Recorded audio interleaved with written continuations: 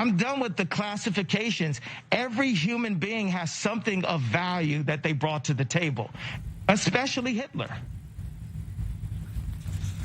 Joining us from Jerusalem is analyst Avi Mayer, former spokesman for the Jewish Agency.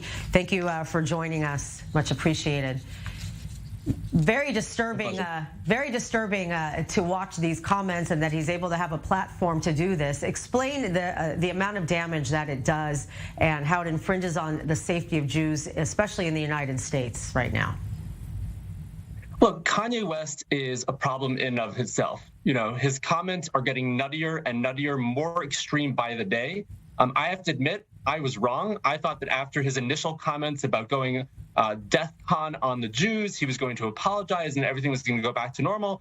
That has not been the case. He has gotten more and more extreme. His anti-Semitism has become more and more virulent over the past few weeks.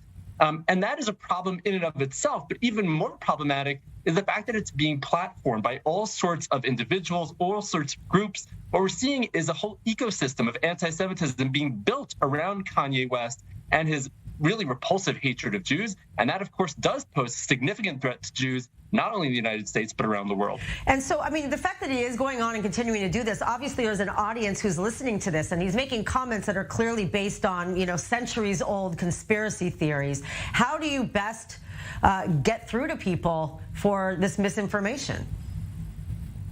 Look, the rhetoric that he is engaging in now is directly derived from, as you said, classic anti-Semitic conspiracy theories, rhetoric that we've been hearing for centuries. In fact, what he was just saying about pornography and other such things is directly taken from Louis Farrakhan and his anti-Semitism and the Nation of Islam.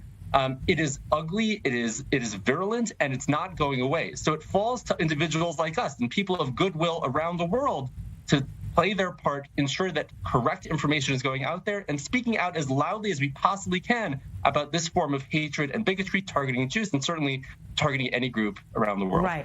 Now, getting back to Louis Farrakhan, we know that this is, you know, he's, for decades, people have been listening. We don't really hear about him specifically, but obviously his messages have continued to run deep within the African-American community. Could you explain why and also what could be done to help ameliorate that?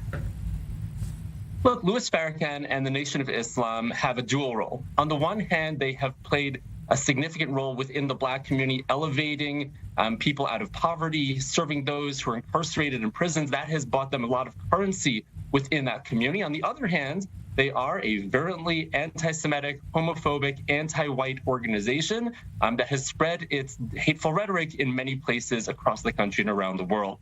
And so, yes, I think it is important that all of us speak out against this, that we call it out whenever we see it.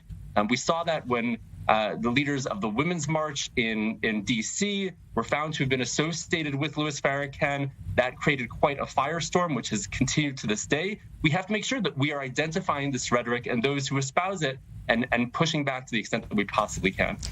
Thank you very much for that analysis. Much appreciated. Have a nice weekend.